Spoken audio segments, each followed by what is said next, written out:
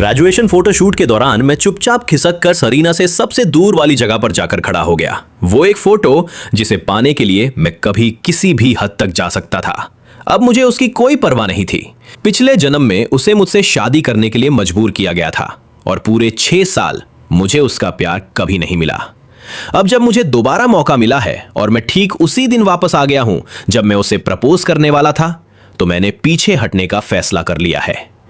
मैंने कन्फेशन के लिए तैयार किया गया वो कस्टम मेड नेकलेस वापस कर दिया है।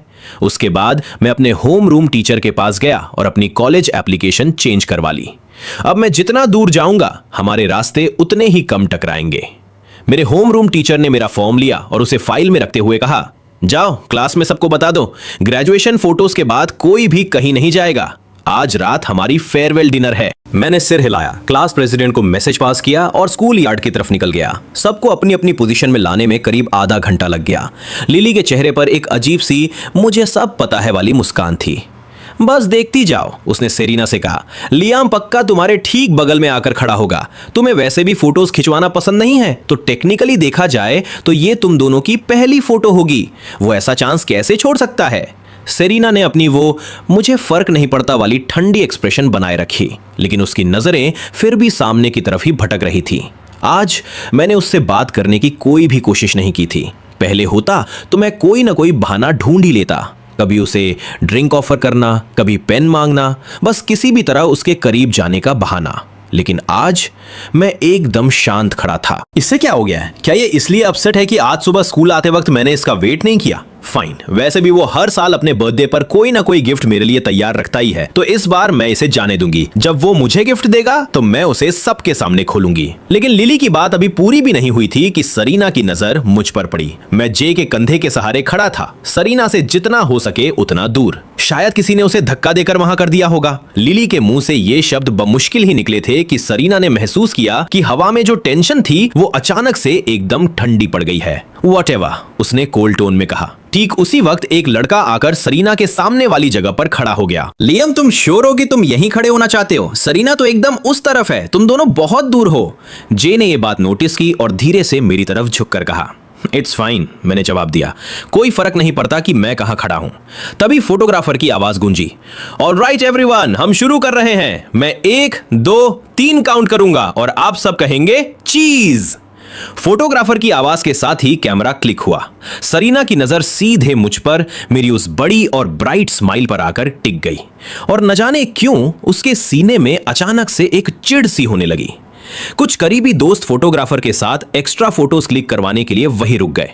लिली ने सरीना को फिर से कोहनी मारी, अपनी ये आइस क्वीन वाली एक्टिंग अब बंद भी करो। देख रही हो ना लियाम के आसपास कितनी लड़कियों की भीड़ लगी है, सबको उसके साथ फोटो चाहिए। मैं बता रही हूं, वो तुम्हें जितना पसंद करता है ना, वो पक्का तुम्हारे पास आएगा एक फोटो के लिए, और जब वो आए तो ज्यादा भाव मत खाना। Fine, I get it. Serena का मूड थोड़ा सा ठीक हुआ। उसने जानबूझकर खुद को एक ऐसी जगह पर खड़ा कर लिया जहां से वो साफ दिखे, सिर्फ इसलिए ताकि वो मेरे आने और उसे इनवाइट करने का वेट कर सके। कई लड़कों ने उससे फोटो के लिए पूछा और उसने हर किसी को मना कर दिया, सिर्फ मेरे लिए। लेकिन फिर उसने देखा कि एक के बाद एक लड़कियां मुझे फोटो के लिए बुला रही हैं और मैं हर किसी को हाँ कह रहा हूं। और तो और मैं खुद जाकर अपने होम रूम टीचर को भी फोटो के लिए बुला लाया, लेकिन मैं उसे पूरी तरह भूल चुका था। सरीना के ठीक बगल में खड़ी लिली उसके बदलते मूड को साफ महसूस कर रही थी। सरीना मानो एक चलता फिरता फ्रीजर बन गई थी। वो जहां जा रही थी हवा एकदम ठंडी होती जा रही थी। लिली ने बात संभालने की कोशिश की, शायद लियाम बस थोड़ा शर्मीला है। तुम्हें तो पता है ना कि वो सालों से तुम्हें पसंद करता है। छोटी सी बात पर गुस्सा मत हो। अगर तुम्हें सच में फोटो चाहिए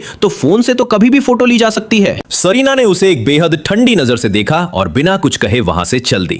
फोटोज का सिलसिला खत्म होने के बाद क्लास प्रेसिडेंट ने सबको फेयरवेल डिनर के लिए इकट्ठा किया। अब जाकर सब सच में फ्री महसूस कर रहे थे। ग्रेजुएशन पार्टी में टीचर्स एक अलग टेबल पर बैठे थे और ज्यादातर स्टूडेंट्स जाकर उनके साथ टोस्ट कर रहे थे। पिछले जन्म में मेरी नजरें सिर्फ और सिर्फ सरीना पर टिकी रहती थी।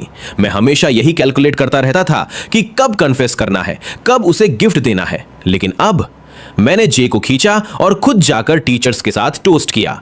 हमने सेकेंड ईयर में साइंस ट्रैक चुना था और इन टीचर्स ने पूरे 2 साल हमें पढ़ाने में अपनी जान लगा दी थी। रात के 9 बजे थे और डिनर अब लगभग खत्म होने वाला था। तभी लिली हॉल के बीचों बीच गई, माइक उठाया और बोली, हे एवरीवन, लिसन अप। आज वो दिन है जब हम सब अपने अपने रास्तों पर निकल जाएंगे। आज हमारा ग्रेजुएशन डे है और आज सरीना का 18वां बर्थडे भी है। Let's all wish her a happy birthday. और हाँ, अगर किसी को कन्फेस करना है या कोई गिफ्ट देना है तो इस मौके को हाथ से मत जाने देना। जब वो ये बोल रही थी तो वो बार बार मेरी तरफ कुछ ज्यादा ही बड़ा चढ़ाकर इशारे कर रही थी, लेकिन मैं अपना सिर नीचे किए खाने में उलझा रहा और बीच बीच में बस अपना फोन चेक करता रहा। पूरा कमरा शोर से गूंज उठा। सब हैप्पी बर्थडे गाने लगे। सरीना के माथे पर हल्की सी सिलवटें आ गई। उसे इस तरह स्पॉटलाइट में आना बिल्कुल पसंद नहीं था, वो भी सबके सामने और खास तौर पर मेरे सामने। कोई रिएक्शन नहीं। पूरे डिनर के दौरान वो उससे जितना हो सके दूर बैठा रहा और पूरी रात उसकी तरफ एक बार मुड़कर भी नहीं देखा। उसे खुद नहीं पता था कि वो क्यों मेरे हर एक मूवमेंट को नोटिस कर रही थी, लेकिन किसी न किसी तरह मेरी हर एक हरकत उसे बुरी तरह चुभ रही थी। इस वक्त उसका मूड एकदम रॉक बॉटम पर था। दिन भर की वो सारी फ्रस्ट्रेशन जो उसने रोक कर रखी थी अब अपने ब्रेकिंग पॉइंट पर पहुंच चुकी थी। डिनर लगभग खत्म हो चुका था। टीचर्स पहले ही जा चुके थे। आसपास के स्टूडेंट्स खुशी खुशी हैप्पी बर्थडे गा रहे थे और फिर भी लियाम को कोई परवाह नहीं थी। उसने गाना गाने के लिए एक बार भी मुंह नहीं खोला, बस वहां बैठा अपने फोन में लगा रहा। उसकी आंखें गुस्से से जलने लगीं। जैसे ही गाने की आखिरी लाइन खत्म हुई वो उठी और बाहर निकल गई। सेरीना वेट, रुको। लिली भागते हुए उसके पीछे गई। जे ने टेंशन में मेरी तरफ मुड़कर पूछा, वो चली गई, तुम ठीक हो? मैंने जेन्युइन हैरानी के साथ ऊपर देखा। कौन चला गया? तब जाकर जे को समझ आया कि मुझे अब सच में कोई परवाह नहीं है। हम सब अब अपने अपने रास्तों पर जाने वाले हैं। क्या कोई सबके लिए कोई छोटी सी परफॉर्मेंस देना चाहेगा, भले ही सिर्फ एक गाना हो? क्लास प्रेसिडेंट ने माहौल में एनर्जी बनाए रखने की कोशिश की। अचानक मैं अपनी जगह से उठा और पास खड़ी एक लड़की के पास गया। क्या मैं तुम्हारा गिटार ले सकता हूं? मैं चाइल्डहुड गाना चाहता हूं। मुझे उम्मीद है कि हम सब अपने इस 18 साल वाले दौर को हमेशा याद रखेंगे। किसी ने भी आज तक मुझे इस तरह से सबके सामने आकर कुछ करते हुए नहीं देखा था। अक्सर मैं बस सरीना के पीछे पीछे ही चलता रहता था। पूरा कमरा तुरंत चीयर करने लगा। One song, one song. मैं एक स्टूल पर बैठा और अपनी उंगलियों को गिटार के स्ट्रिंग्स पर फिसलने दिया। म्यूजिक बहुत ही सॉफ्ट और ठहरा हुआ था। मैं बजाता रहा और गाता रहा। मेरी आवाज गहरी और सुकून देने वाली थी।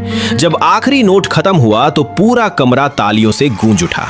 मैंने एक हल्की सी स्माइल दी और गिटार को बाहों में लिए हल्का सा बो किया।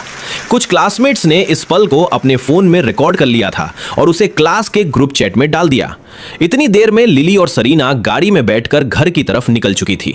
लिली ने वीडियो आते ही देख लिया। उसने प्ले का बटन दबाया और मेरी आवाज उसके फोन से गूंजने लगी और वो खुद को रोक नहीं पाई। ओह माय गॉड, लियम की आवाज कितनी कमाल की है। मैं उसे इतने सालों से जानती हूं, लेकिन मुझे कोई आइडिया नहीं था कि वो गिटार बजा सकता है और इतना अच्छा गा सकता है। That was so heartfelt. गाना खत्म होने के बाद भी लिली उसी खुमारी में थी। सरीना, गेम खेलना बंद करो, ग्रुप चैट चेक करो। क्या मैं पागल हूं या वो जानबूझकर तुम्हें चिढ़ाने के लिए ये सब कर रहा है? पुराना लियाम इतने सारे लोगों के सामने आकर कभी नहीं गाता। सरीना पहले से ही इरिटेटेड थी और इसी बीच गेम में उसका कैरेक्टर मारा गया। उसने फ्रस्ट्रेशन में अपना कंट्रोल जोर से पटका। तुम हर 5 सेकंड में लियाम का नाम क्यों ले रही हो? क्या तुम उसे पसंद करती हो या ऐसा ही कुछ? अब से वो जो भी करे उससे मेरा कोई लेना देना नहीं है। मेरे सामने उसका नाम मत लिया करो। आज उसका बर्थडे था और लियाम ने उसे गिफ्ट देना भी जरूरी नहीं समझा। वो उसके साथ घर भी वापस नहीं आया। वो उसे ऐसे ट्रीट कर रहा था जैसे वो एग्जिस्ट ही नहीं करती। तो फिर सरीना को उसकी परवाह क्यों करनी चाहिए? मैं सोने जा रही हूं, तुम्हें जो करना है करो। लिविंग रूम में अकेली बची लिली को कुछ समझ नहीं आया और वो अपने घर चली गई। रात के 10:30 बजे फेयरवेल डिनर आखिरकार खत्म हुआ। मैंने सबसे पहले जे को एक कैब में बिठाया। हमने एक दूसरे को गुड बाय कहा, फिर बाकी क्लासमेट से भी विदा ली और धीरे धीरे सू फैमिली विला की तरफ चलने लगा। क्लास की एक लड़की भी उसी रास्ते से जा रही थी। नर्वस होते हुए उसने मुझे घर तक छोड़ने का ऑफर दिया। पिछले जन्म में मैं शायद मना कर देता, इस डर से कि सरीना क्या सोचेगी, लेकिन इस बार मैंने बस स्माइल किया और हामी भर दी। Thank you. क्या ये तुम्हारे रास्ते से अलग है? उसने शर्माते हुए सिर हिलाया। बिल्कुल नहीं, कुछ एक्स्ट्रा मिनट लगने से कोई फर्क नहीं पड़ता। मैंने प्यार से उसे थैंक्स कहा। हम एक ही दिशा में चल रहे थे, हमारे बीच बस एक कदम का फासला था। आधे घंटे बाद हम सू फैमिली विला पहुंच गए। मैंने कहा, गुड बाय, थैंक्स, मेरा घर आ गया, आराम से जाना। वो तुरंत मुड़कर नहीं गई। ऐसा लग रहा था कि वो काफी देर से कुछ कहने की हिम्मत जुटा रही थी और फाइनली उसने कहा, मैं तुम्हें बहुत लंबे समय से पसंद करती हूं। शायद तुमने मुझे कभी नोटिस नहीं किया, लेकिन मेरी फीलिंग्स रियल है। मुझे पता है तुम किसी और को पसंद करते हो, लेकिन मैं बस इतना चाहती हूं कि तुम हमेशा खुश रहो। मेरे आंसू रुक नहीं पाए और छलक पड़े।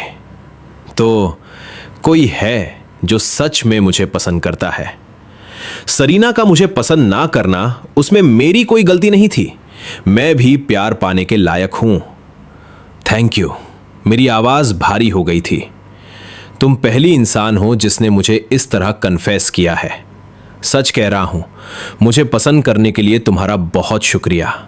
तुमने मुझे याद दिला दिया कि मैं भी किसी के लिए मायने रखता हूं। उसे बिल्कुल उम्मीद नहीं थी कि उसका एक सिंपल सा कन्फेशन मुझे इस तरह रुला देगा। उसने हड़बड़ी में एक टिश्यू निकाला और मेरे हाथ में रख दिया। हे, तुम अमेजिंग हो, पता है तुम्हें? तुम बहुत सी लड़कियों के लिए उनका ड्रीम बॉय हो। कितनी ही लड़कियां तुम्हें पसंद करती हैं, लेकिन कभी कह नहीं पाती लियाम। तुम सच में बहुत अच्छे इंसान हो। आज रात ये सब कहने के लिए मुझे अपनी पूरी हिम्मत जुटानी पड़ी। अगर आज नहीं कहती तो शायद ये फीलिंग मैं अपने साथ कब्र तक ले जाती। मुझे ये मौका देने के लिए थैंक यू।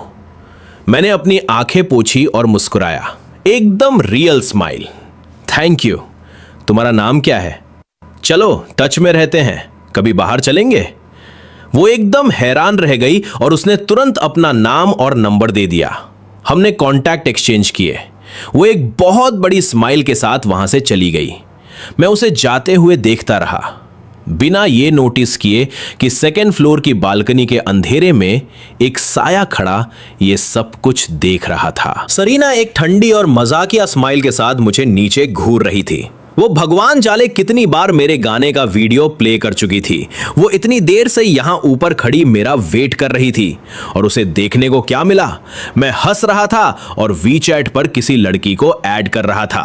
तो तुम्हारा प्यार ऐसा दिखता है? सरीना ने नफरत से सोचा। कितना चीप है। आज मेरा 18वां बर्थडे है, मेरी लाइफ का सबसे इंपॉर्टेंट दिन, और तुमने मुझे पूरे दिन इग्नोर किया। और अब तुम यहां उस लड़की के साथ मुस्कुरा रहे हो जिसने तुम्हें कन्फेस किया। लियाम, तुम सच में लड़कियों के बिना एक दिन भी नहीं रह सकते हैं ना? अब मेरे पीछे रेंगते हुए वापस मत आना। मेरे अंदर जाने के बाद ही सरीना फाइनली अपने कमरे की तरफ बढ़ी। अगर वो बर्थडे गिफ्ट लेकर वापस आता है, उसने सोचा, तो वो इस बात को जाने देगी।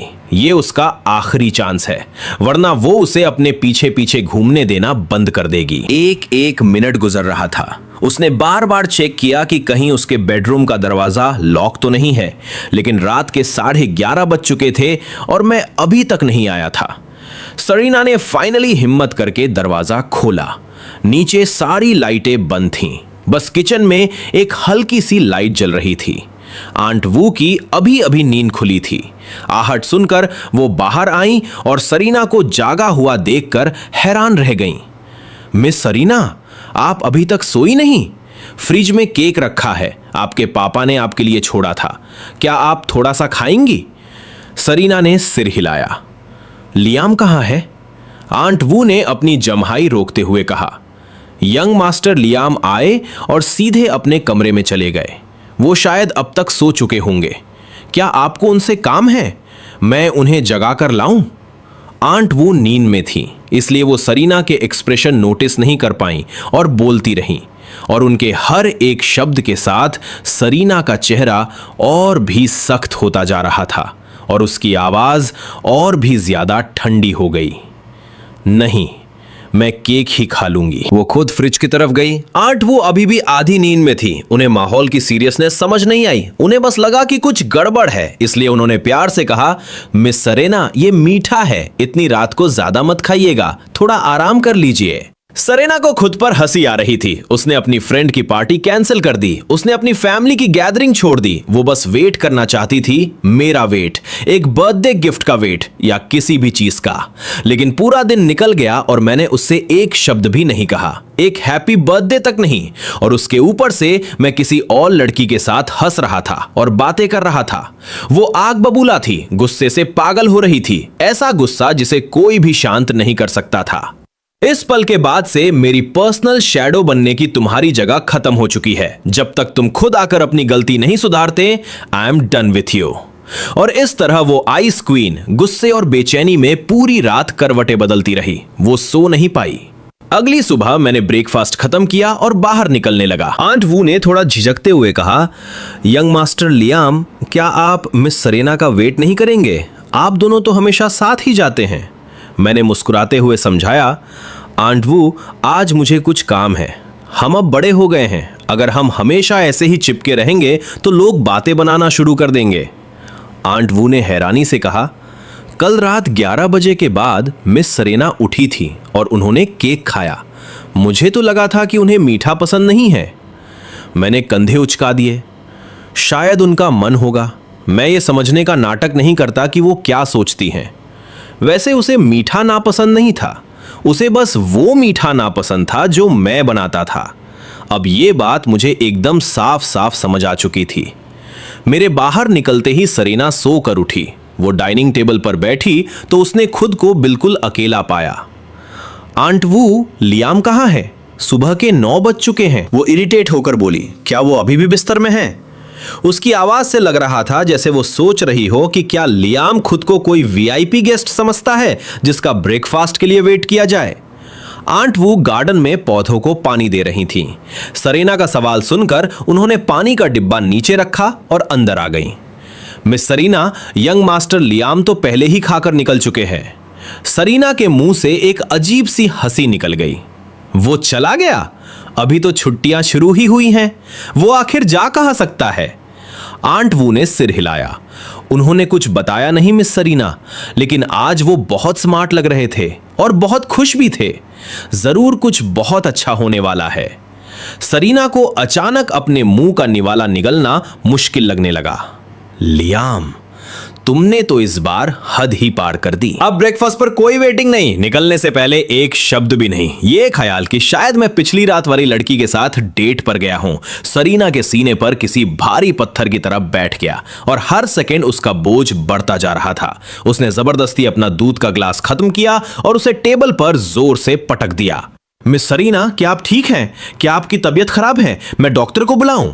आंट वू वहीं खड़ी रहीं, अगले इंस्ट्रक्शंस का इंतजार करते हुए। उन्होंने मिस सरीना को कभी इस तरह भड़कते हुए नहीं देखा था। यंग मिस आमतौर पर बहुत ठंडी और दूर दूर रहने वाली इंसान थीं। वो इस तरह अपना आपा शायद ही कभी खोती थीं।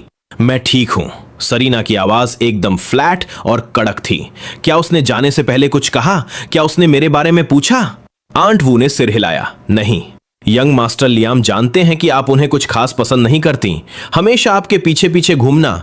शायद उन्होंने अब आपको परेशान ना करने का फैसला कर लिया है। एक तरह से तो ये कांग्रेचुलेशंस वाली बात है मिस सरीना। आपको फाइनली वो सुकून और शांति मिल गई जो आप हमेशा से चाहती थी। आंट वू ने बहुत सावधानी से ये बात कही।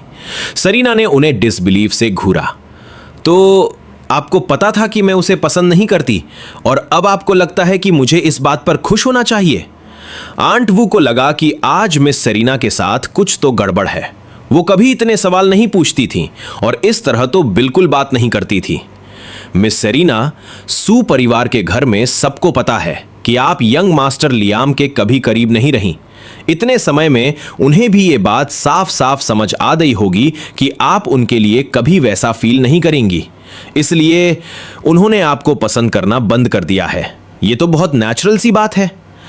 All right, I get it, आप जा सकती है। सरीना ने कॉन्वर्सेशन वहीं खत्म कर दी, लेकिन उसके सीने का बोझ और भारी हो गया। तो बाकी सबकी नजरों में वो हमेशा एक ऐसी इंसान रही है जो लियाम से नफरत करती है, और अब लियाम हार मान रहा है। अभी तो हाई स्कूल खत्म ही हुआ है और उसने दूर जाना शुरू कर दिया। शायद ये अच्छा ही है, वो फाइनली उससे आजाद हो सकती है। यही सोचते हुए उसने लिली को कॉल किया और उसे शॉपिंग पर चलने को कहा। गेमिंग तो वैसे भी इंटरनेट कैफे में ज्यादा मजेदार होती है। लिली हैरान थी, उसे उम्मीद नहीं थी कि सरीना इतनी जल्दी शांत हो जाएगी। हैंग आउट करने के लिए खुद कॉल करना तो दूर की बात थी। वो ड्राइव करके सू विला पहुंची और इधर उधर देखा। लियम कहाँ है? क्या वो नहीं आ रहा? वो नहीं आ रहा। सरीना ने उसके सिर पर हल्का सा मारा। तुम बार बार लियम का नाम क्यों ले रही हो? कहीं तुम ही तो उसे पसंद नहीं करने लगी, क्योंकि तुम मुझसे ज्यादा इंटरेस्टेड लग रही हो। लिली ने अजीब सी स्माइल के साथ अपनी नाक रगड़ी। मजाक कर रही हो तुम? मुझे बस तुम्हारे पीछे उसे देखने की आदत सी हो गई है। वैसे वो है कहाँ? सच में नहीं आ रहा? सरीना ने बिना परवाह किए कंधे उचकाए। वो पहले ही निकल चुका है। भगवान जाने किस लड़की के साथ बाहर घूम रहा है। चलो चले। ये सुनकर लिली ने टॉपिक वही छोड़ दिया। मैं बस से उतरा और कल वाली शॉप के एड्रेस की तरफ बढ़ने लगा। अंदर कदम रखते ही एक स्टाफ मेंबर ने मुझे ग्रीट किया और सीधे स्टोर मैनेजर को बुला लाया। हमने कल बहुत बातें की थी। आज तो हम जैसे पुराने जान पहचान वाले लग रहे थे। क्या आप सच में इसे वापस करना चाहते हैं? ये पीस, इससे आपके बहुत इमोशंस जुड़े हैं। एक बार ये वापस हो गया तो इसे दोबारा नहीं लिया जा सकेगा। स्टोर मैनेजर ने मुझे चेतावनी देते हुए कहा। उसे पता था कि इस नेकलेस के रिजर्वेशन के लिए मुझे 3 महीने का इंतजार करना पड़ा था। कोई कस्टमर एक कस्टम पीस के लिए इतनी दूर की प्लानिंग करे, ये सच में गहरा डेडिकेशन था। मैंने सिर हिलाया। मेरी आवाज एकदम स्थिर थी। मैंने फैसला कर लिया है। जिस इंसान को मैं ये देना चाहता था, अब वो मेरे ख्यालों में नहीं है, इसलिए इसे रखने का कोई मतलब नहीं।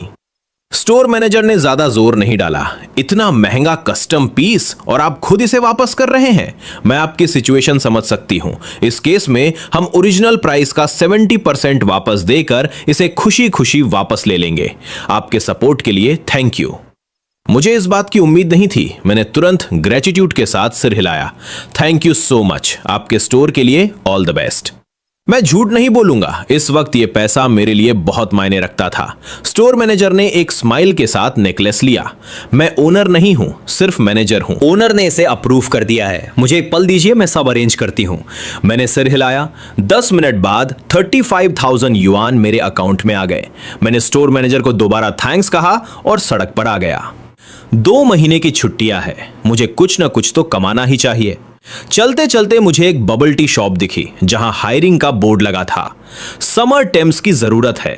मैनेजर से थोड़ी बातचीत के बाद 20 युआन प्रति घंटा के हिसाब से बात पक्की हो गई। बिना किसी डिग्री वाले के लिए यह बुरा नहीं था। मैंने तुरंत काम शुरू कर दिया। मेरे साथ जो लड़की काम कर रही थी वो भी हाल ही में ग्रेजुएट हुई थी और समर जॉब कर रही थी। और कोई नहीं, ये वही लड़की थी जो कल रात मुझे घर तक छोड़ने आई थी। मुझे उम्मीद नहीं थी कि तुम यहां मिलोगे। लियाम, क्या तुम उस बड़े से गेटेड नेबरहुड में नहीं रहते? क्या सच में तुम्हें यह पार्ट टाइम जॉब करने की जरूरत है? उसने पूछा। मैंने मुस्कुराते हुए सिर हिलाया। तुम्हें गलतफहमी हुई है, मैं सिर्फ वहां रहता हूं। वो मेरा घर नहीं है। मैं एक अनाथ हूं, मेरे माता पिता नहीं है। अगले 2 महीनों के लिए मुझे यहां झेलने के लिए थैंक्स। वो लड़की ईवी हद से ज्यादा शर्मीली थी। यह सुनकर वो एकदम शर्मिंदा सी हो गई। आई एम सो सॉरी, मेरा इरादा तुम्हारी कोई दुखती रग छूने का नहीं था। मुझे सच में नहीं पता था। अगर तुम्हें कभी भी किसी चीज की जरूरत हो तो प्लीज मुझे बेझिझक बताना। मैंने बात को हल्के में टाल दिया। इट्स फाइन, मैं जिंदगी भर अनाथ ही रहा हूं, मुझे आदत है। मुझे तो यह भी नहीं पता कि मेरे पेरेंट्स ने मुझे क्यों छोड़ा था। सच कहूं तो वो मेरे लिए अजनबी है। पिछले जन्म में एक औरत मुझे ढूंढते हुए आई थी, लेकिन मैंने सरीना को छोड़ने से इनकार कर दिया था। मैंने उनके पास वापस जाने का वो मौका खुद ठुकरा दिया था। एक अनाथालय में पलने बढ़ने के बाद मुझे बहुत पहले ही परिवार की जरूरत महसूस होना बंद हो गई थी। हम दोनों बात करते रहे और काम करते रहे। समय कब बीत गया पता ही नहीं चला। हमने साथ में लंच किया और रात के 9 बजे जब हमारी शिफ्ट खत्म हुई तो ईवी मुझे फिर से घर तक छोड़ने आई। और ठीक उसी वक्त सरीना ने हमें देख लिया।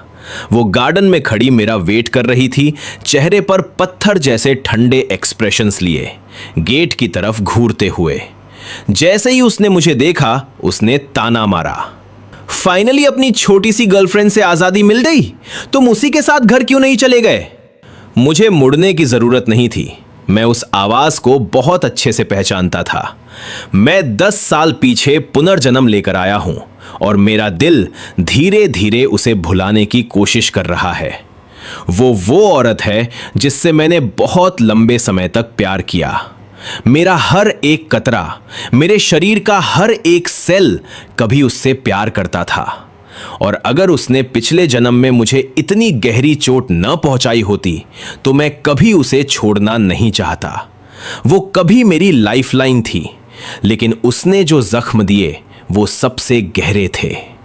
उसने जानबूझकर मुझे एक ऐसे अंधेरे में धकेल दिया जहां मैं पहले कभी नहीं था। मैं उससे बहुत कुछ पूछना चाहता हूं कि उस दिन उसने मेरा कॉल क्यों नहीं उठाया? क्यों वो किसी और आदमी के बच्चे की मां बनने वाली थी? क्यों उसने मुझसे कभी प्यार नहीं किया, फिर भी मुझे बार बार जलील किया? लेकिन वो मेरे पिछले जन्म वाली इंसान नहीं है। मैं वो आदमी हूं जिसे सब कुछ याद है और इसलिए अब हम कभी एक नहीं हो सकते। मिस्सू, क्या आपको कोई काम है? बताइए। मैंने एकदम शांति से बात की। मेरे और उसके बीच अब उतनी ही दूरी थी जितनी किसी ऐसे अजनबी से होती है जिससे मुझे सिर्फ फॉर्मेलिटी निभानी हो। सरीना गार्डन की रेलिंग के सहारे खड़ी हो गई। उसके माथे पर सिलवटें आ गई। मैं अब उसे मिस्सू कह रहा था। पहले मैं हमेशा उसके पीछे पीछे घूमता था और पूरे 3 साल तक बेशर्मों की तरह उसे सरीना बुलाता था। और अब बिना किसी वार्निंग के सब बदल गया। वो हमेशा इतनी श्योर थी कि मैं उससे प्यार करता हूं। सरीना के सीने में कुछ अजीब सा हुआ। जब उसने पहली बार मुझे उस लड़की के साथ वापस आते देखा था तो उसने कुछ खास नहीं सोचा था। उसे पता था कि मैंने खुद को दिन रात एक करके सिर्फ इसलिए मेहनत की थी ताकि मैं उसी यूनिवर्सिटी में जा सकूं जहां वो जाने वाली है। मेरे दिल में किसी और के लिए जगह हो ही कैसे सकती थी? लेकिन अभी मेरी आंखों में देखते हुए उसे कुछ भी नहीं दिखा, बस एक शांत गहरा अंधेरा। पहले उसे बस मुड़कर देखना होता था और मेरी चमकती आंखों में उसे सब दिख जाता था। वो ना छुपने वाली चाहत, वो शांत सी जरूरत। क्या आंट वो सच कह रही थी कि लियाम अब उससे प्यार नहीं करता, कि उसने उसके पीछे भागना छोड़ दिया है और इसीलिए वो उसका बर्थडे भूल गया, उसे कुछ नहीं दिया, पूरे दिन एक कॉल तक नहीं किया और जानबूझकर दूरी बनाए रखी? अगर वो यहां आकर उसका वेट ना करती तो क्या वो हमेशा के लिए उसे अवॉइड करता रहता? सरीना जितना सोच रही थी उसका गुस्सा उतना ही बढ़ता जा रहा था। उसका सीना कस गया था और अंदर कुछ ऐसा जल रहा था जो बाहर नहीं निकल पा रहा था। हाँ, वो पूरा दिन लिली के साथ बाहर थी, लेकिन उसका दिमाग 1 सेकंड के लिए भी मेरे ख्यालों से नहीं हटा था। वो बार बार अपना फोन चेक कर रही थी, इस डर से कि कहीं मेरा कोई मैसेज मिस ना हो जाए। वो शाम को 4 बजे ही घर आ गई थी और तब से लेकर अब तक वेट कर रही थी। और उसे बदले में क्या मिला? उसने अपना पोस्चर एकदम रिलैक्स रखा, बिना किसी कोशिश के एलिगेंट, लेकिन उसकी आवाज में एक ऐसा तीखापन था जिसे वो छिपा नहीं पा रही थी।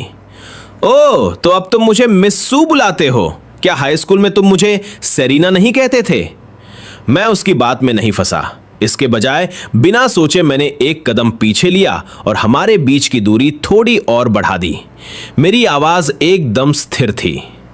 वो तब की बात है जब मैं बच्चा था और मुझे समझ नहीं थी। ये दोबारा नहीं होगा। क्या कुछ और काम है मिस्सू? अगर नहीं तो मैं अंदर जा रहा हूं। मेरे उस एक कदम पीछे हटने ने सेरीना को पूरी तरह भड़का दिया। उसने एक ठंडी सी हंसी हंसी, अपने अंदर उमड़ रहे जज्बातों को दबाते हुए। मिस्सू, देखो तो इसे। फाइन, तो फिर जाकर मेरे लिए एक बोल नूडल्स बनाओ, मुझे भूख लगी है। सच तो यह था कि वो मेरा पीछे हटना बर्दाश्त नहीं कर पा रही थी। उसे बस मुझे यहां थोड़ी और देर रोके रखने का एक बहाना चाहिए था, लेकिन उसका प्राइड उसे कुछ भी सॉफ्ट बोलने की इजाजत नहीं दे रहा था। इसलिए उसने अपनी बेचैनी को एक हुक्म के पीछे छिपा लिया। मैंने हल्का सा सिर हिलाया और किचन की तरफ मुड़ गया। पिछले जन्म में मैंने 4 साल उसके लिए खाना बनाया था। मुझे अच्छे से पता था कि उसे क्या पसंद है और क्या नहीं। हरी प्याज नहीं, अदरक नहीं, सिरका नहीं और आम से एलर्जी। मुझे उसके बारे में सब कुछ पता था और उसे मेरे बारे में कुछ नहीं। उसके लिए मैं बस एक बेकार सी परछाई था, इतना भी कीमती नहीं कि वो मुझे समझने के लिए अपना एक पल भी खर्च करे। लेकिन कोई बात नहीं, जब मैं फाइनली हमेशा के लिए यहां से चला जाऊंगा तो वो बिना किसी लड़ाई के मुझे आसानी से जाने देगी। 5 मिनट बाद मैं बाहर आया। मेरे हाथों में नूडल्स का एक गरम बाउल था, जिसके ऊपर एक पोच्ड एग और साइड में हैम का एक स्लाइस रखा था। मैंने उसे आराम से उसके सामने रख दिया। मिस्सू, प्लीज खा लीजिए, मैं अब सोने जा रहा हूं। सरीना ने अचानक अपना हाथ आगे बढ़ाया और मेरी कलाई पकड़ ली। उसकी उंगलियों की गर्माहट ने मुझे एकदम सुन्न कर दिया। तुम्हें क्या लगता है तुम कहां जा रहे हो? उसकी आवाज जानबूझकर सख्त थी। क्या तुम बस मुझे छोड़कर जा रहे हो ताकि मैं ये बाउल खुद धोऊं? सच तो यह था कि वो बस चाहती थी कि मैं थोड़ी देर और रुकूं, भले ही शांति से। उसने खुद को खराब नूडल्स खाने के लिए तैयार कर लिया था, क्योंकि मैंने पहले कभी उसके लिए यह बनाया नहीं था। लेकिन जब उसने चॉपस्टिक से पहला निवाला उठाया और खाया तो एक जानी पहचानी लेकिन हैरान कर देने वाली गर्माहट उसके मुंह में घुल गई। आंट वू के खाने से भी बेहतर। उसने पलकें झपकाई और खुद को रोकने से पहले ही बोल पड़ी, मुझे नहीं पता था कि तुम इतना अच्छा बना सकते हो। उन शब्दों के पीछे एक ऐसी तारीफ छिपी थी जिसका उसे खुद भी एहसास नहीं था। मैं मुस्कुराया, लेकिन मेरी आंखों में एक कड़वाहट थी। पिछले जन्म में मैंने जो कुछ भी बनाया सिर्फ इसलिए बनाया ताकि वो मुझे थोड़ा सा पसंद करने लगे। उस समय मैं 10 बार खाना बनाता था और वो शायद 1 बार उसे छूती थी। हमेशा कहती थी अच्छा नहीं है। अब समझ आया कि प्रॉब्लम मेरे खाने में नहीं थी, वो बस मेरी बनाई हुई कोई चीज नहीं चाहती थी। और अब फाइनली वो कह रही है कि खाना अच्छा है। क्या इस बात का अब कोई मतलब रह गया है? लेकिन जैसे ही मुझे अपने पिछले जन्म की सारी बातें याद आईं, मेरा दिल उसी पुराने दर्द से भर गया। ऐसा लगा जैसे हर तरफ से 1000 छोटी छोटी सुइयां चुभ रही हों। खाना हो गया, मैं इसे धो देता हूं।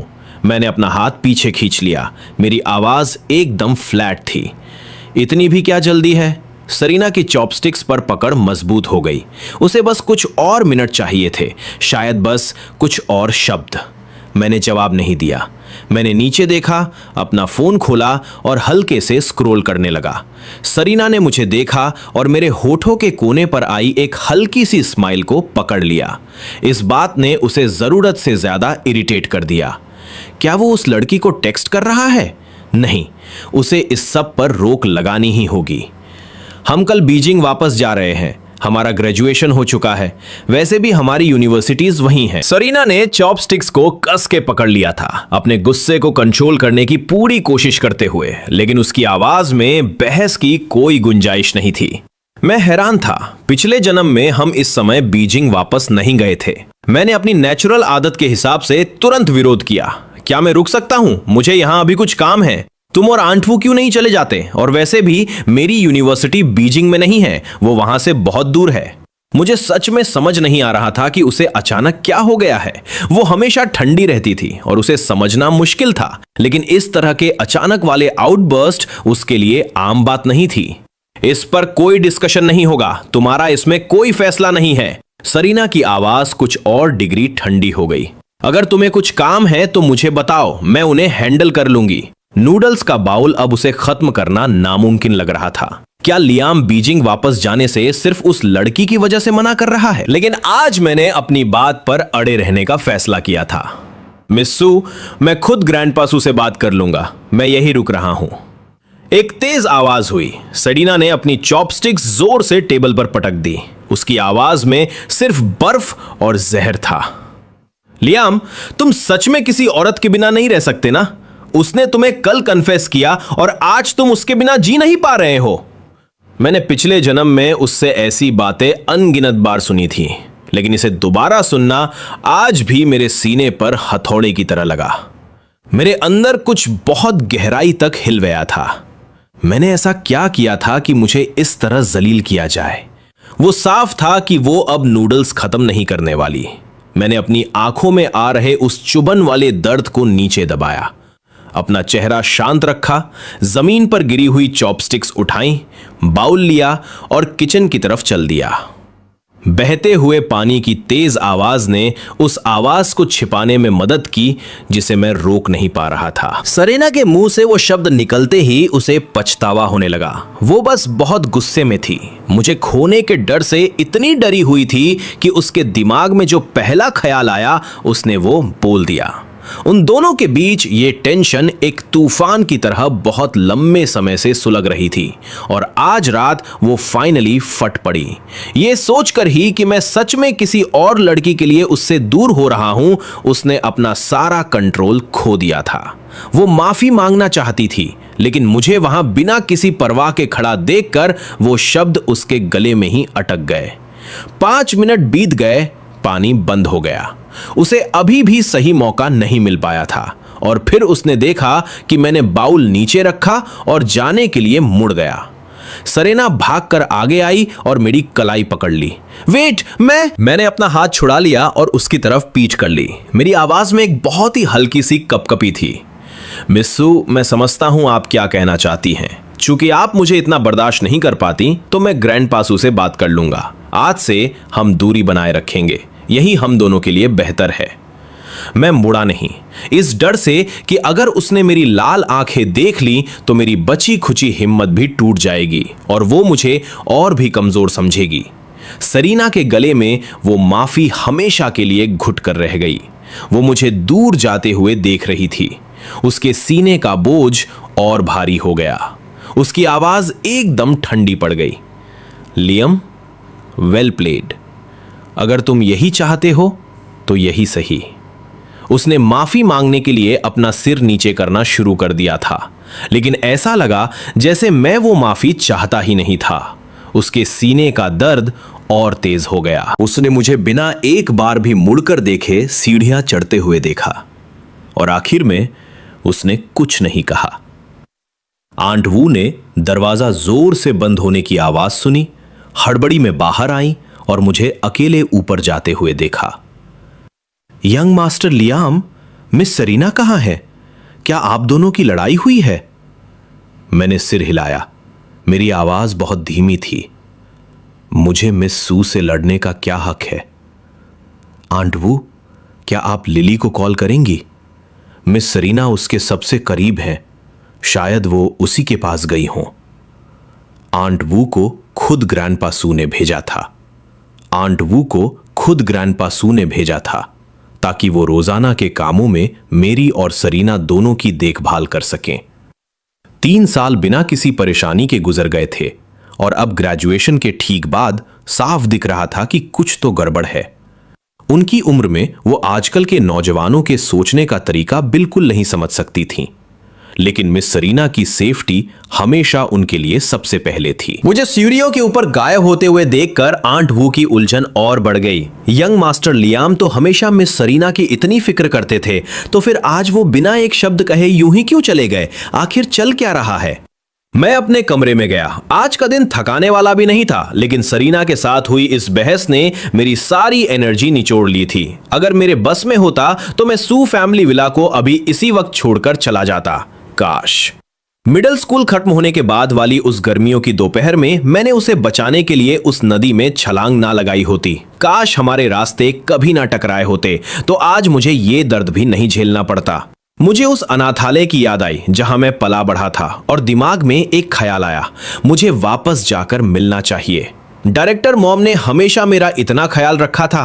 अगली सुबह मैं 6:30 बजे ही उठ गया। आंट वू पहले ही ब्रेकफास्ट तैयार कर चुकी थी। मुझे इतनी सुबह उठा देखकर वो हैरान रह गईं। Young master Liam, summer break चल रहा है, आप इतनी जल्दी क्यों उठ गए? मैं डाइनिंग टेबल पर बैठा और चुपचाप खाने लगा। मुझे कुछ काम है, मैं जल्दी ही निकलूंगा। आंट वू, आपके हाथ का खाना हर बार और बेहतर होता जा रहा है। Thank you. इस तारीफ से आंट वू के चेहरे पर एक बड़ी सी स्माइल आ गई। उनका पूरा मूड ही बदल गया और वो खुद को बोलने से रोक नहीं पाई। बस आपको पसंद आना चाहिए। आप पहले अक्सर ब्रेकफास्ट छोड़ दिया करते थे, तो मुझे चिंता होती थी कि शायद आपको मेरे हाथ का स्वाद पसंद नहीं है। आप पहले ही इतने दुबले हैं, आपको डाइटिंग की कोई जरूरत नहीं है। आप जैसे हैंडसम नौजवान को कौन पसंद नहीं करेगा? वो थोड़ी देर रुकी, फिर आवाज धीमी करते हुए थोड़ी शिकायत के लहजे में बोली, बस मिस सेरेना ही हैं। हमेशा इतनी ठंडी रहती हैं, कभी ज्यादा बात नहीं करती, और इन पिछले 2 दिनों में तो उनका बर्ताव और भी बुरा हो गया है। बिना बात के भड़क जाती हैं। मेरी ये बूढ़ी हड्डियां अब ये सब बर्दाश्त नहीं कर पाती। कल रात मैं 11 बजे तक उनके कॉल का वेट करती रही। मुझे तो वो पुराने दिन याद आते हैं जब आप हमेशा मिस सेरेना के साथ रहा करते थे। तब उन्हें संभालना कितना आसान था। मैं उनकी बातें सुनता रहा, लेकिन मैंने कोई जवाब नहीं दिया। मैंने चुपचाप अपनी कांजी खत्म की और घर से निकल गया। बस में बैठते ही मेरा फोन बजा। ये मेरे होम रूम टीचर का कॉल था। लियाम, यहाँ एक सिचुएशन है। मेरे पास तुम्हारी तरफ से 2 कॉलेज एप्लीकेशन आई है, एक चिंगबे यूनिवर्सिटी के लिए और एक वाबे यूनिवर्सिटी के लिए। मुझे एक आखिरी बार कंफर्म करना है कि तुम अपने स्कोर्स के हिसाब से कौन सी चुन रहे हो। सच कहूं तो मुझे उम्मीद है कि तुम चिंगबे ही चुनोगे, वो बेस्ट है। मेरी आवाज फोन पर एकदम स्थिर, शांत और थोड़ी सी दूर दूर सी थी। Teacher, thank you. वो एप्लीकेशन शायद मुझसे गलती से सबमिट हो गई थी। मैंने पक्का एक एक्स्ट्रा कॉपी लगा दी होगी, लेकिन मैंने अपना फैसला कर लिया है। मुझे वाबे यूनिवर्सिटी ही जाना है। प्लीज आप चिंगबे वाली एप्लीकेशन फाड़ दीजिए। आपको हुई परेशानी के लिए आई एम सॉरी। मेरे होम रूम टीचर गर्मजोशी से हंसे। ये अच्छी बात है कि तुम्हें पता है कि तुम्हें क्या चाहिए लियाम। जब तक तुम श्योर हो, तुम जहां भी जाओगे चमकोगे। मेरे पास अभी बहुत काम है, तो बात यहीं खत्म करते हैं। मैंने फोन काटा और खिड़की के बाहर गुजरती हुई सड़कों को देखने लगा। मैं खुद को मुस्कुराने से रोक नहीं पाया। फाइनली कुछ तो बदला है। इस वक्त मैं बस सेरीना से जितना हो सके उतना दूर जाना चाहता हूं। एक ऐसी जगह जहां वो ना हो, और फाइनली वो इंसान बन सकूं जो मैं हमेशा से बनना चाहता था। इस बीच स्कूल के ऑफिस में टीचर्स स्टूडेंट्स की फाइल्स अरेंज कर रहे थे और आपस में गपशप कर रहे थे। क्लास प्रेसिडेंट और एकेडमिक रेप को भी मदद के लिए बुलाया गया था। मेरे home room teacher mister pan ने मेरी चिंगबे यूनिवर्सिटी की एप्लीकेशन बाहर निकाली और क्लास प्रेसिडेंट के हाथ में थमा दी। इसे बाहर दो। उनकी आवाज में एक असली पछतावा था। कितने टैलेंट की बर्बादी है। हमारी क्लास में 60 बच्चे हैं और सिर्फ वही एक है जो इतनी दूर जा रहा है। क्लास प्रेसिडेंट का हाथ वही रुक गया। क्या लियाम सेरेना के सबसे करीब नहीं था? वो उसके पीछे पीछे सेम स्कूल में क्यों नहीं जा रहा? उसके अंदर कुछ अजीब सा होने लगा। ये बहुत बड़ी बात है।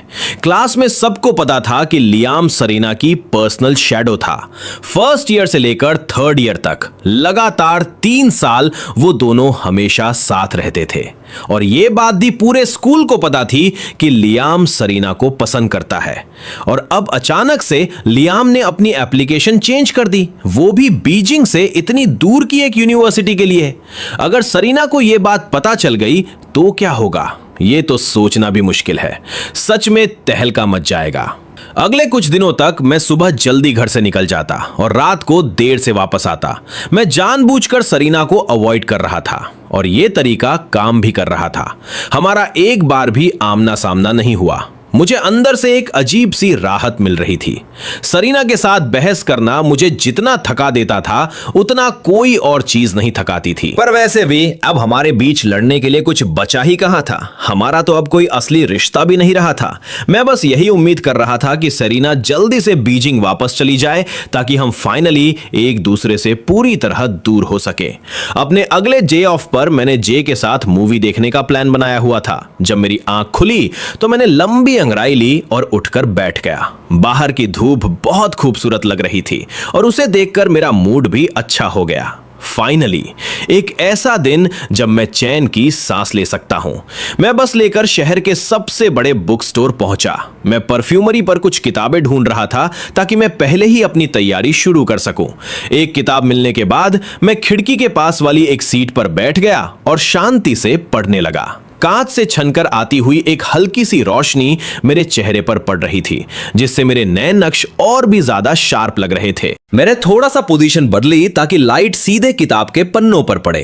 पानी जैसी साफ वो चमकती आंखें, जैसे एक तराशे हुए चेहरे पर जड़े हुए 2 खूबसूरत पत्थर हों, एकदम शांत और सुकून से भरी हुई। ठीक उसी वक्त एक लड़की बुक स्टोर में आई और उसकी नजर सीधे खिड़की के पास बैठे मुझ पर पड़ी। वो खुद को रोक नहीं पाई।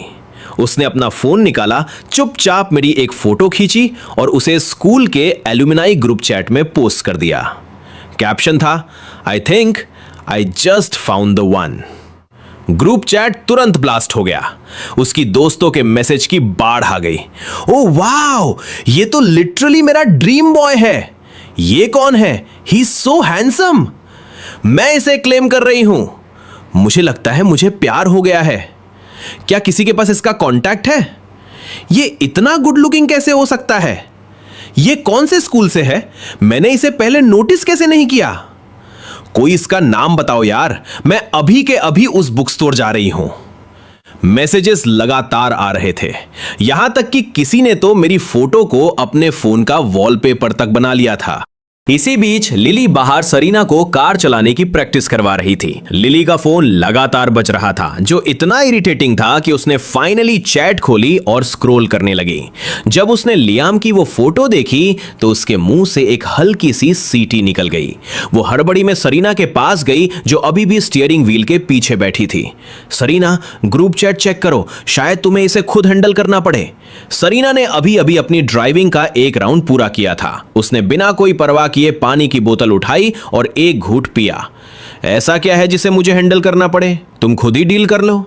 पिछले कुछ दिनों से उसे ऐसा लग रहा था जैसे उसने खुद को कहीं खो दिया है, इसलिए खुद को बिजी रखने के लिए वो ड्राइविंग प्रैक्टिस में डूब गई थी। वो फिर से अपने उसी पुराने, दूर रहने वाले और अनटचेबल वर्जन में वापस जा रही थी। अगर लियाम को उसकी परवाह नहीं है तो वो भी क्यों पकड़े रहे? मैं तो हैंडल कर लूंगी, लेकिन वो मेरा नहीं है कि मैं उसे मैनेज करूं। लिली ने एक बड़ी सी स्माइल के साथ अपना फोन आगे बढ़ाया। अगर मैं खुद हैंडल करने गई तो तुम पक्का मुझ पर भड़क जाओगी। सच कहूं तो मुझे आज ही रियलाइज हुआ है कि लियाम अब कितना ज्यादा गुड लुकिंग हो गया है। लिली अपनी बात पूरी भी नहीं कर पाई थी कि सरीना ने उसके सिर पर एक हल्की सी चपत लगा दी। जबान संभाल के। सरीना का चेहरा सख्त हो गया। मेरे सामने उसका नाम दोबारा मत लेना, उसका मुझसे कोई लेना देना नहीं है। नथिंग। वो मुड़ी और दोबारा स्टीयरिंग व्हील के पीछे बैठ गई, एक और राउंड के लिए तैयार होते हुए। लेकिन लिली तो लिली थी, उसे पता था कि सरीना कहती कुछ है और उसका मतलब कुछ और होता है। उसने जानबूझकर ग्रुप चैट के मैसेज जोर जोर से पढ़ना शुरू कर दिया। ओ, तो इसका नाम लियाम है। He is so good looking. मैं इसका नंबर लेने के लिए अभी बुक स्टोर जा रही हूं। मेरा ड्रीम बॉय सच में बहुत गॉर्जियस है। बुक स्टोर ना, मैं अभी आ रही हूं। ये शब्द अभी लिली के मुंह से पूरे निकले भी नहीं थे कि सरीना एकदम सुन्न पड़ गई। उसने झटके से लिली के हाथ से फोन छीना और एक एक करके सारे मैसेजेस स्क्रॉल करने लगी, जब तक कि उसकी नजरें उस फोटो पर आकर नहीं रुक गईं। फोटो में मैंने बस एक कैजुअल सी ब्लू जैकेट और जीन्स पहनी थी, लेकिन मेरे चेहरे पर एक ऐसी चमक थी जो सरीना ने पहले कभी नहीं देखी थी। जैसे मैं अपनी पूरी जिंदगी में सबसे ज्यादा जिंदा इसी पल लग रहा हूं। सच तो यह था कि मैं हमेशा से ऐसा ही दिखता था, बस पहले मैं हमेशा उसके पीछे पीछे चलता था, सिर झुकाए, हिचकिचाता हुआ। इसलिए सरीना ने मुझे कभी उस तरह नोटिस ही नहीं किया। सरीना का चेहरा हर गुजरते सेकंड के साथ सख्त होता जा रहा था। उसकी उंगलियां स्क्रीन पर तेजी से चलने लगी। उसने ग्रुप चैट में एक मैसेज डाला जो किसी वार्निंग शॉट की तरह लगा। सभी लोग, लियाम की वो फोटो अभी के अभी डिलीट करो। ये उसके प्राइवेसी और इमेज राइट्स का वॉयलेशन है। इसे डिलीट करो वरना अंजाम भुगतने के लिए तैयार रहो। मुझे तुम में से हर एक के पीछे अपने वकील भेजने में जरा भी हिचकिचाहट नहीं होगी। चैट पल भर में शांत हो गई। हर कोई जानता था कि सरीना सू बीजिंग के सबसे पावरफुल परिवारों में से एक की बेटी है। कोई ऐसी इंसान नहीं जिससे कोई भी पंगा लेना चाहे। वो कभी स्कूल के एल्यूमिनाई ग्रुप चैट पर ध्यान नहीं देती थी। ये पहली बार था जब उसने वहां कुछ बोला था, और वो भी लियाम को प्रोटेक्ट करने के लिए। कुछ सेकंड बीते और फिर कुछ दबे दबे से मैसेज आने लगे। ओ वाओ, सरीना सच में कुछ और ही है। मैं इस वक्त लियाम की जगह होना चाहती हूं। सोचो तुम्हारे पीछे खड़ा होने वाला कोई ऐसा इंसान हो। बस प्रॉब्लम यह है कि मैं एक लड़की हूं, वरना मैं भी चाहती कि वो मुझे ऐसे ही प्रोटेक्ट करे। लिली ये सब साइड में खड़ी होकर देख रही थी, अपनी हंसी को बमुश्किल रोकते हुए। ये एक बहुत बड़ा पावर मूव था। अगर लियाम को इस बारे में पता चला तो वो सच में बहुत टच फील करेगा। क्या हो अगर मैं किसी तरह चुपके से उसे ये बात बता दूं? सरीना ने उसे रोका नहीं, तो लिली एक्शन में आ गई। स्कूल में उसके अच्छे कॉन्टैक्ट्स थे, इसलिए उसने तुरंत जे से बात की और उसे ये खबर मुझ तक पहुंचाने को कहा। जैसे ही जे को मैं मिला, वो एकदम गुस्से में भरा हुआ था। ये लड़कियां भी अजीब है, क्या उन्हें समझ नहीं आता कि तुम्हारी फोटो को इस तरह ग्रुप चैट में डालना तुम्हें कितना अनकंफर्टेबल फील करा सकता है? अगर सरीना ने बीच में आकर कुछ नहीं कहा होता तो भगवान जाने वो फोटो कहां कहां पहुंच जाती। ये सोचकर ही मुझे चिढ़ हो रही है। मैंने बिना कोई रिएक्शन दिए अपनी किताब का एक और पन्ना पलटा, एकदम शांत। मैंने एक लार्ज बबल टी टेबल के उस पार जे की तरफ खिसका दी। रिलैक्स, ये टी पियो और शांत हो जाओ। जे ने एक लंबा घूंट लिया और फिर से शुरू हो गया। लेकिन सच कहूं तो मैंने कभी ये उम्मीद नहीं की थी। जब सच में जरूरत पड़ी तो सरीना ने तुम्हारा साथ दिया। क्या वो तुम्हें पसंद करती है? ऐसा लग रहा है जैसे तुम्हारी 3 साल की मेहनत फाइनली रंग ला रही है। स्टॉप, बस करो अब, मैंने उसे सख्ती से टोक दिया।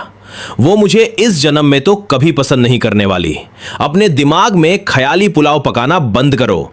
मैं बहुत पहले ही इस नींद से जाग चुका हूं। अब मेरे सामने उसका नाम दोबारा मत लेना।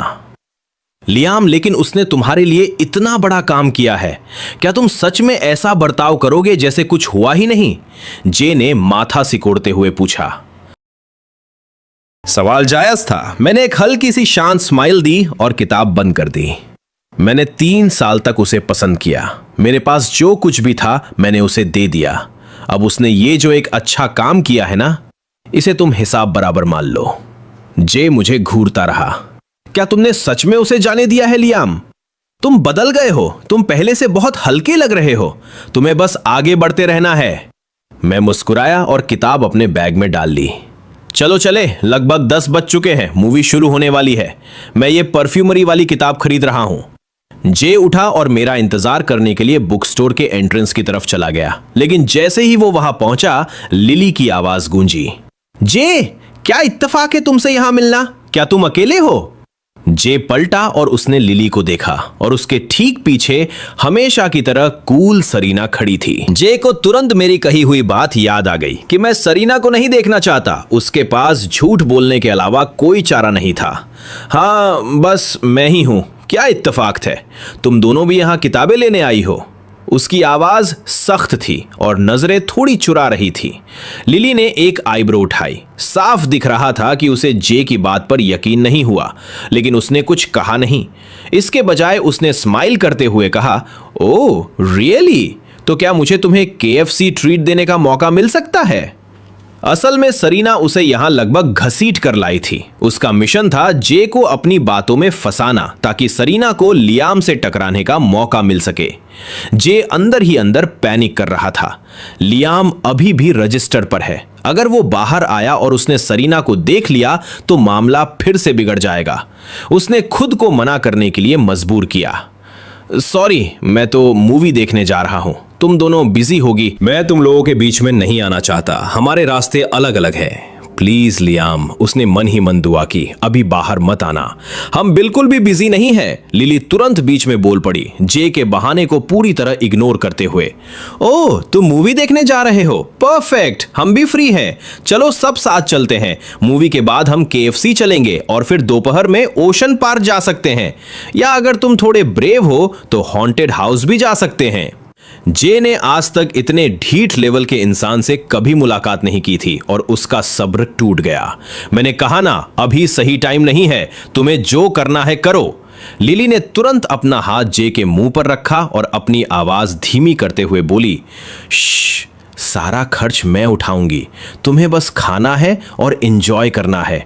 ओशन पार्क की एक टिकट 699 युआन की है और तुम बहुत टाइम से वहां जाना चाहते थे ना, लेकिन कभी पैसे खर्च नहीं करना चाहते थे। सही कहा ना? ये बात सीधा जे की दुखती रग पर लगी। वो सच में वहां जाना चाहता था, बस टिकट पर पैसे खर्च करने की उसकी हिम्मत नहीं हो रही थी।